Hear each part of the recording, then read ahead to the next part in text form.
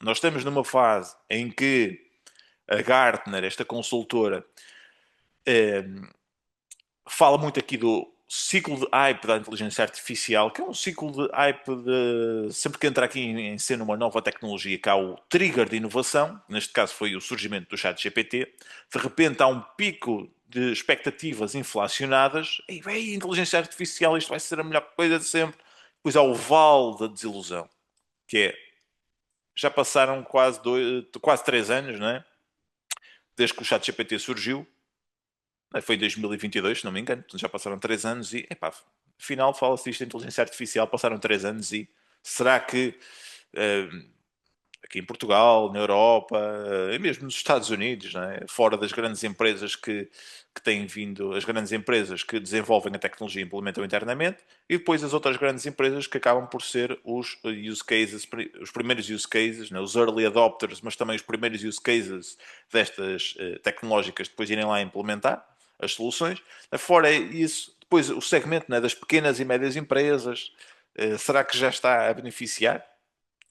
Acaba por, né, esta promessa deixar a desejar. Mas a partir daqui, isto foi tal como a internet, né? A bolha da internet. Também a internet vai ser a melhor coisa do mundo e depois chegou só ali a um certo patamar e calma que isto, afinal, não vai ser tão rápido assim. E a partir do momento em que se chega ao vale da desilusão, a coisa paulatinamente, né, paulatinamente, começa aos poucos a entrar num ritmo de adoção e entrar no tecido económico e entrar no dia a dia das pessoas. Okay? Até atingir aqui o platô de produtividade. Mas é algo que ainda vai demorar aqui o seu tempo. Mas é um caminho que inexoravelmente, ou seja, sem margem para dúvidas, vai ser feito. Né?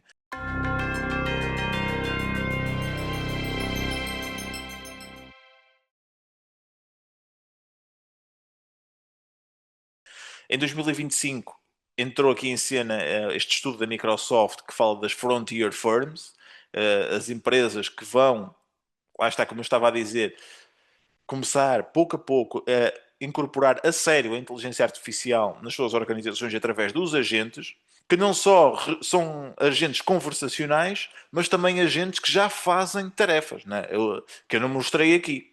O agente que eu já lhe peço para ir a todos os meus e-mails, filtrar e depois colocar em diferentes caixas, ou colocar no CRM, distribuí-lo para diferentes pessoas da equipa, em função daquilo que ele interpreta que é o e-mail. Se for um e-mail mais técnico, manda para a equipa técnica. Se for um e-mail comercial, manda para a equipa comercial. Se for administrativo, manda para a equipa administrativa, etc. Portanto, isso vai começar aqui a aparecer agentes de workflow, né, que fazem mesmo as tarefas. Fala-se muito aqui deste AI skilling, né, e o digital labor são aqui estratégias de topo, né, que estão a ter alta prioridade. Priorizar AI specific skilling da workforce existente, ou seja, reconverter recursos existentes em tarefas especificamente direcionadas à inteligência artificial, criar departamentos de inteligência artificial aos poucos nas empresas para, ok, vamos ter que começar a pensar nisto a sério, vamos ter que pôr se calhar aqui alguém a sério a pensar nisto só e não ser alguém. Olha, vão experimentando e vão dizendo como é que pronto, como é que têm usado, que benefícios têm tido. Não, é colocar, depois as pessoas experimentam durante alguns tempos e depois, ok, já passou essa fase e depois voltam à sua vida normal a fazer o mesmo de sempre. E a usar o chat GPT se calhar. Uh, mas estamos a chegar a uma fase em que as pessoas vão, as empresas, né, os gestores vão começar a perceber que precisam de ter alguém específico nas organizações a trabalhar use cases internos, a trabalhar juntamente com outras consultoras que possam ir lá também prestar esse auxílio, manter o número de pessoas, mas usar a inteligência artificial no trabalho, cobrar mais a entrada em cena da inteligência artificial, investimentos em manter a moral da equipa, né, numa fase em que também cada vez mais há este receio de se ser substituído pela inteligência artificial, há aqui muita ansiedade, muito receio a surgir, mas é curioso vermos que o que está aqui em termos de estratégia nesta fase é pegar em profissionais que já estão dentro das organizações e começar a alocá-los a papéis específicos dentro das empresas. Utilizar a inteligência artificial para reduzir a força de trabalho, está aqui nos 33%. Priorizar a retenção com incentivos de longo prazo e bónus, também está aqui, 40%. Aumentar aqui o número de pessoas para suportar as necessidades de negócio, portanto, continua também aqui a haver necessidade de aumentar. Isto não vivemos num mundo linear, não é? Há empresas que podem achar que faz sentido reduzir, outras aumentar. Não é? Isto não é linear e não há bem uma tendência declarada ainda para já. Usar a inteligência artificial para reduzir headcount, mas recompensar os top performers. Portanto, já aparece aqui duas vezes a redução da workforce, não é? Manter menos, mas remunerar mais.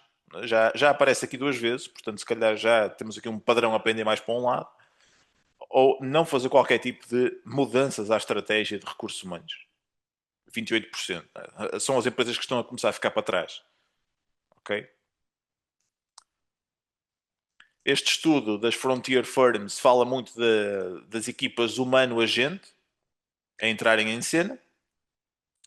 Este diálogo, né, o humano, dialing in the human agent ratio, ou seja, os agentes começarem a entrar no organograma das empresas e depois ter-se aqui esta medição do rácio humano-agentes, quantos agentes temos para quantos humanos.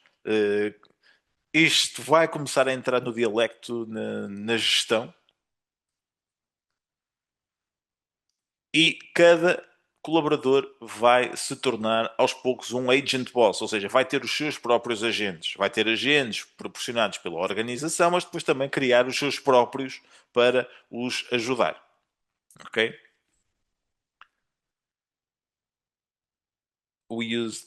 Usamos 7 indicadores para identificar quem tem um mindset orientado a ter os seus agentes já e a trabalhar com eles. Os líderes para já estão numa fase mais avançada, talvez até porque as lideranças, a gestão, às vezes é uma profissão até mais solitária e, um, e acabam por até estar já numa fase até de maior recurso, alguns agentes para os auxiliarem a tomar decisões estratégicas, a pedir uma segunda opinião, têm mais familiaridade, né, com os agentes do que propriamente os colaboradores. Uso regular de inteligência artificial, as lideranças também mais do que os colaboradores. Confiarem na IA para trabalho já de high stakes, ou seja, já com algum grau de responsabilidade, os líderes ainda assim confiam mais.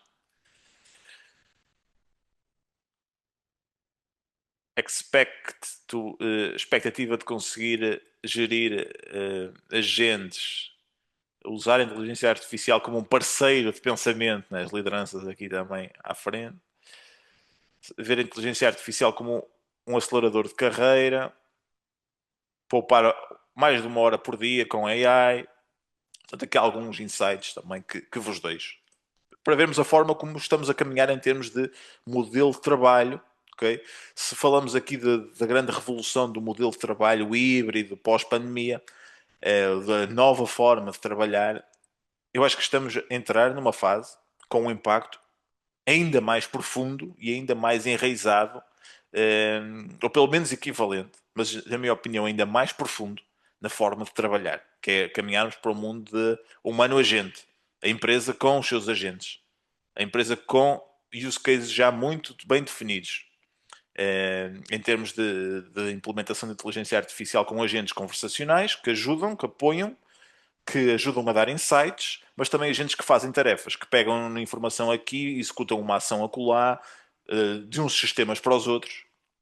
Este mercado dos agentes é expectável que cresça. Vejam bem, nós estamos aqui em 2025, 7 bilhões, 7 mil milhões, e vejam que em 10 anos, né, podemos chegar aqui aos 236 mil milhões aqui no Global AI Agent Markets. E depois isto é assim, isto vive com dados, com sistemas de dados dentro das empresas. E quem tem os utilizadores, quem tem os dados é que vai efetivamente conseguir beneficiar com isto. Já vamos ver empresas que podem beneficiar concretamente, casos de empresas concretas, deste mercado que está a explodir.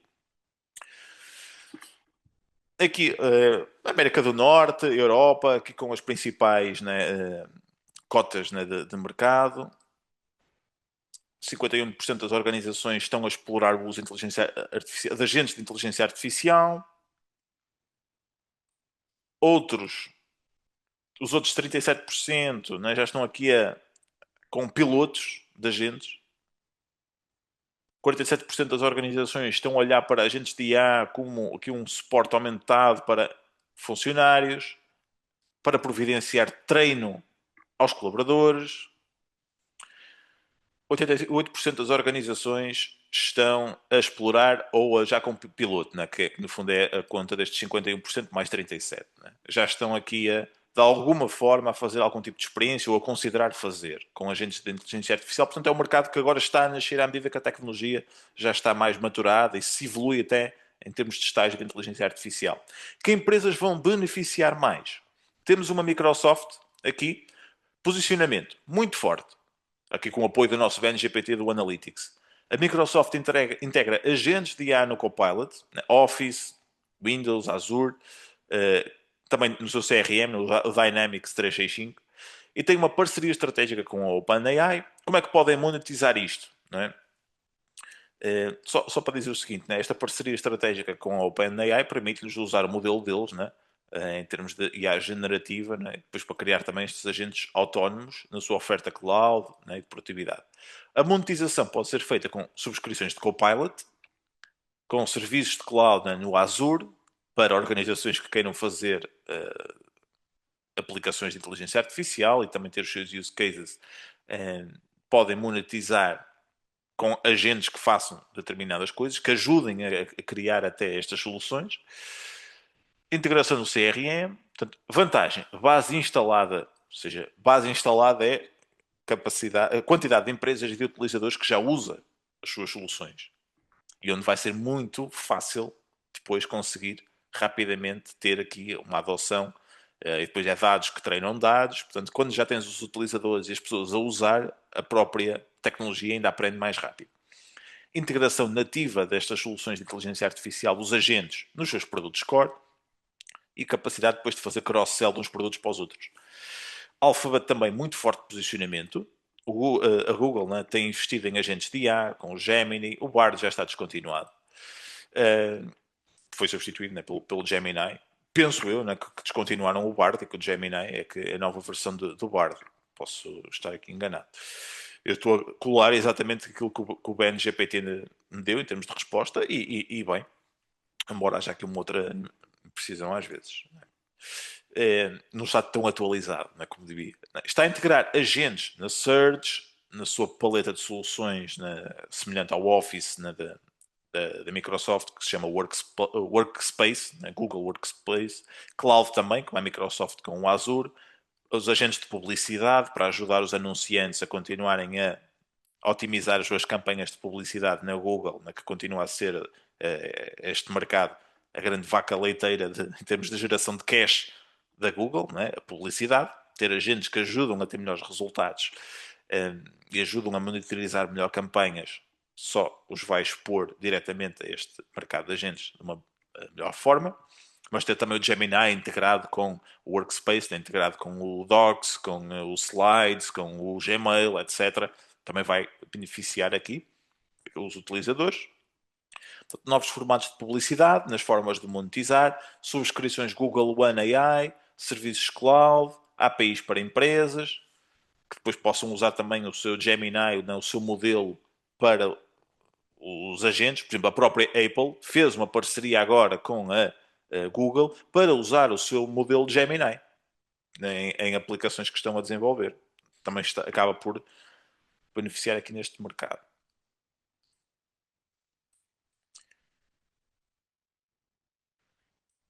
A AWS, forte posicionamento também, lançou múltiplas ferramentas para agentes de IA e está a integrar agentes em logística, retalho, cloud e automação empresarial. Portanto, a Amazon tem esta particularidade que internamente consegue alavancar-se muito operacionalmente, porque ela própria é uma grande operação que vai conseguir beneficiar de muita automação proveniente destes agentes. Eles próprios internamente vão ser muito mais eficientes e depois conseguir oferecer serviços na AWS a clientes, estas soluções, né, para empresas, né? Automação logística, upsell de serviços cloud, mesmo esta questão de agentes de publicidade em ambiente da Amazon, né, no e-commerce, também irão surgir. Agentes para ajudar os consumidores também vão surgir e já estão a surgir.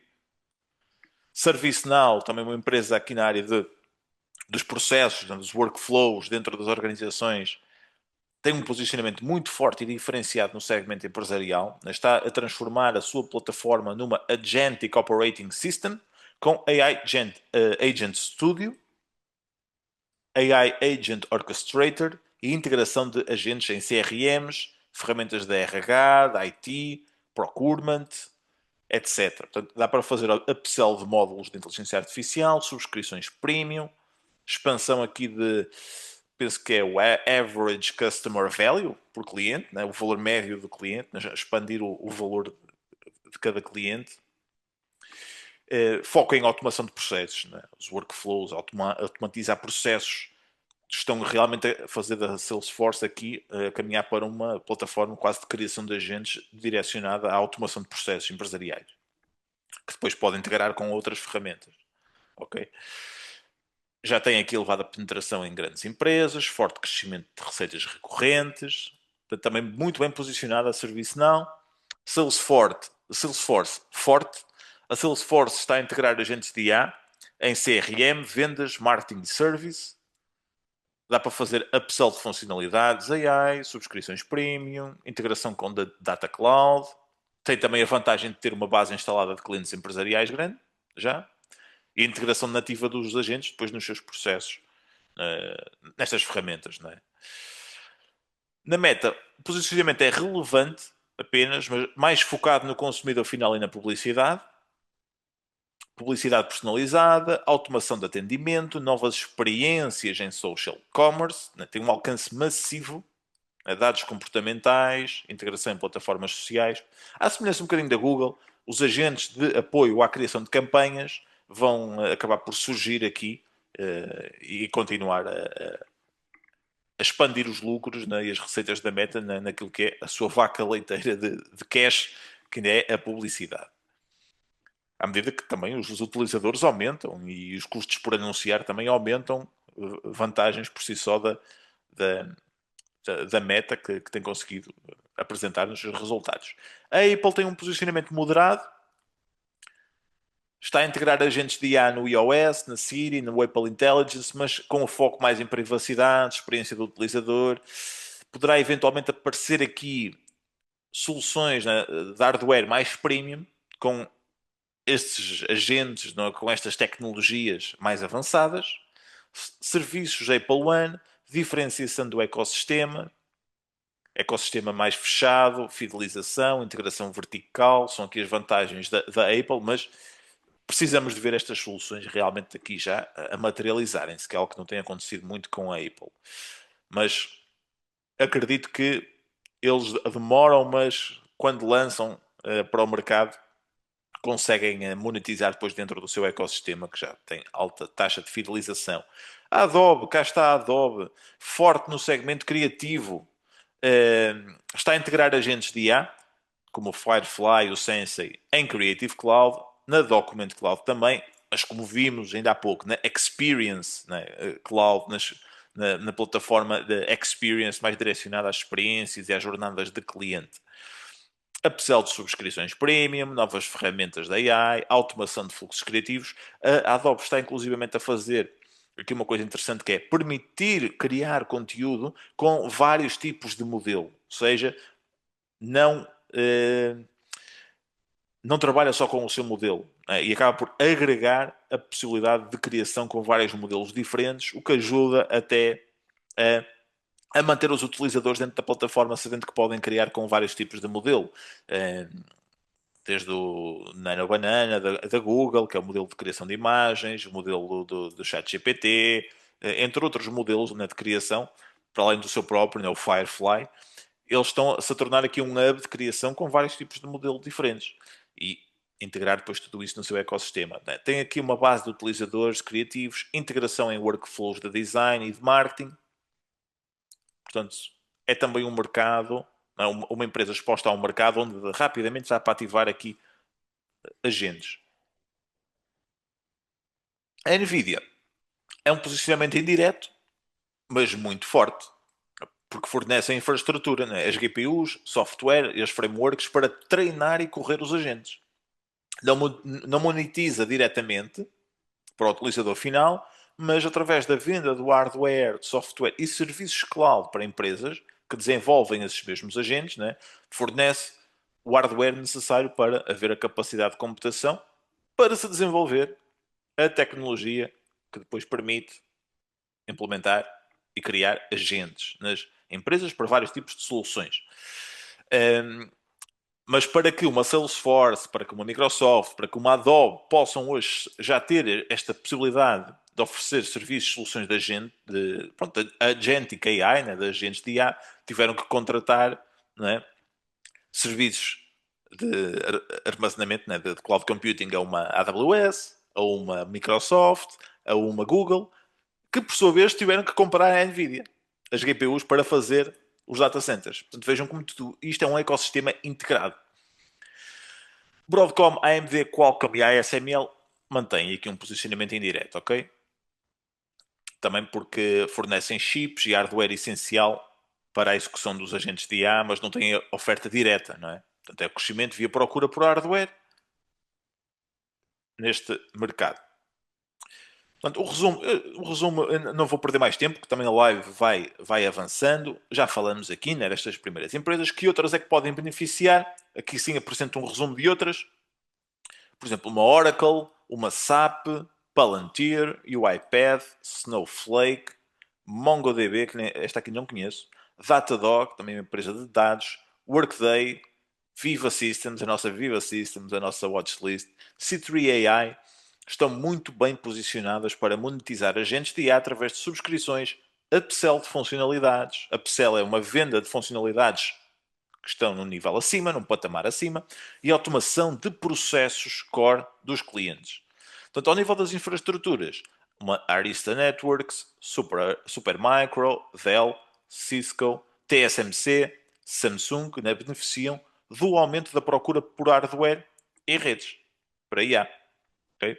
Embora a monetização seja indireta aqui. Portanto, está a nascer a economia dos agentes. Né? A economia dos agentes está a nascer e é um mercado também, ele, de recorrência, ok? De recorrência, porque uma vez isto implementado nas empresas, uh, mantêm-se fidelizadas aos sistemas que já usam e depois é uma forma de trabalhar totalmente nova, que se vai enraizar completamente e depois o pricing power que uma Microsoft, como a Salesforce, como a Adobe terão para no futuro, né, continuar a fazer aumentos de preços à medida que também competitivamente acrescentam mais funcionalidades aos agentes.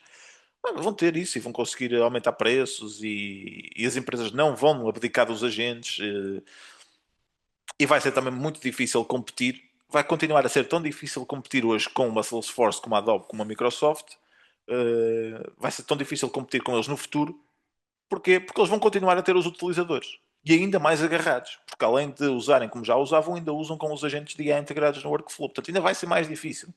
Ainda vai ser mais difícil, na minha opinião. Para o mercado de data centers, reparem que eu estou a falar disto para vocês também começarem a pensar: será que estamos numa bolha ou será que estamos só no início? Como dizia o Jason Wang no vídeo.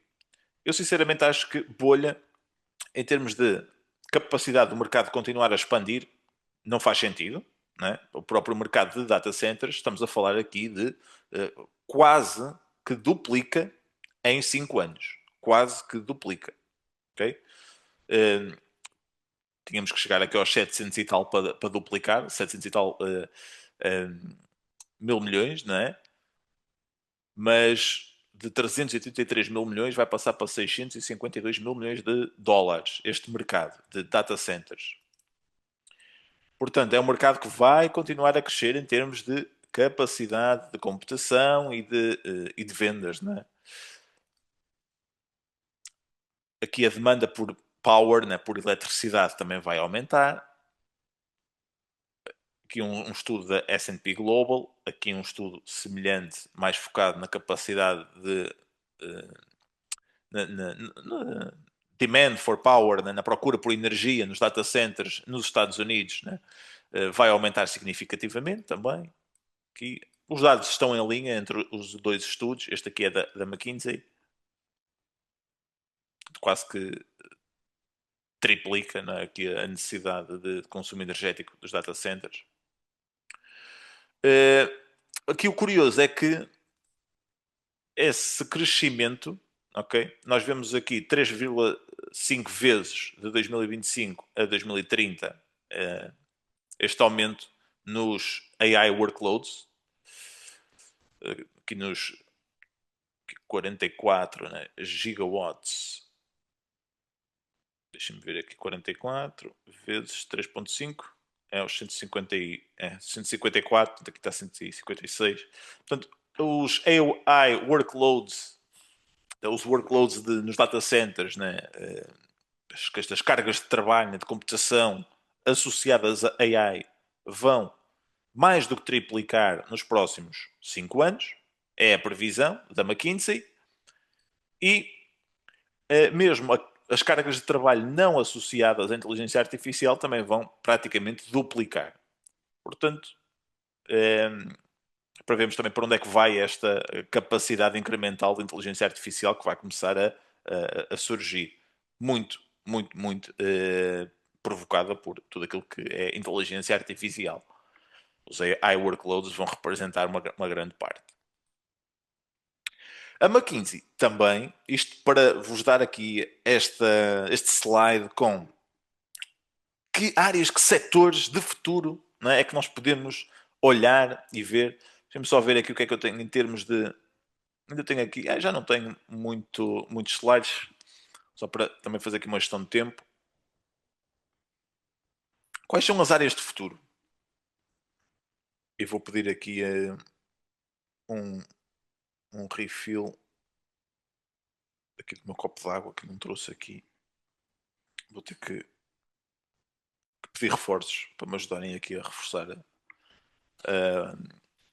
o copo de água. Bom, este slide apresenta-nos quais são os mercados que efetivamente estão em crescimento neste momento, para nós termos uma ideia.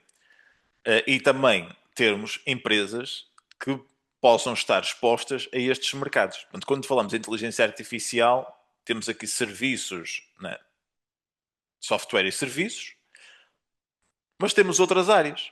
Né? E-commerce, cloud, veículos elétricos, publicidade digital, semicondutores, veículos autónomos partilhados, também uma área interessante, tecnologia espacial, né? O mercado do espaço, que aos poucos vai nascendo, cibersegurança, baterias.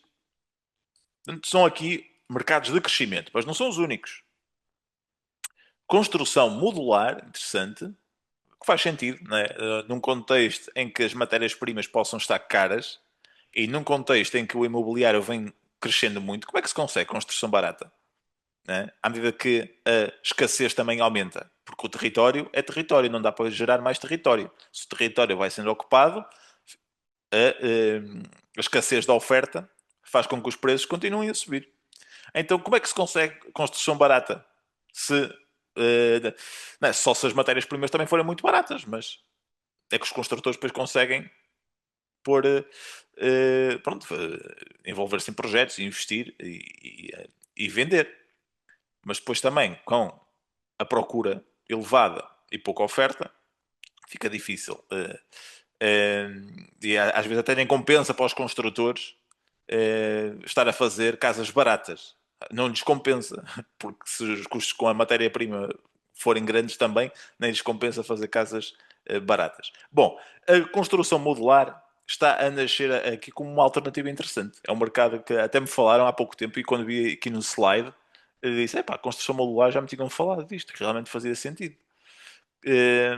Uma forma de dos construtores aderirem a projetos mais low cost, digamos assim, porque é uma construção mais barata. Streaming, videojogos, robótica, biotecnologia industrial e de consumidor, que é uma área mais ligada à saúde, né, tal como os medicamentos para a obesidade e condições relacionadas, mobilidade aérea e fissão nuclear. Aqui centrais, né, nucleares de fissão. Né?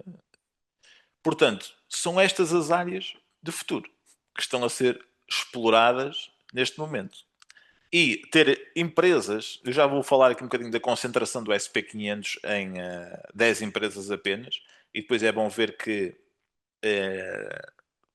6 das Magnificent Seven, não, aliás, ou 7 das Magnificent Seven estão praticamente expostas a mais do que uma destas áreas, acaba por ser interessante para nós saber como é que devemos posicionar os nossos portfólios para o futuro. E as Magnificent Seven são empresas que cumprem várias destas checkboxes e já representam uma grande parte do SP500.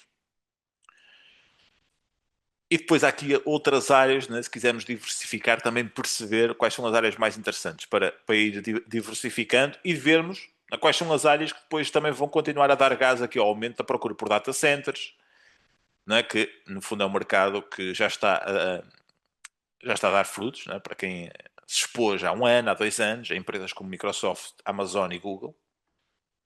E mesmo a Alibaba, não é? Porque, reparem, também tem que haver capacidade de computação, né, e data centers na China.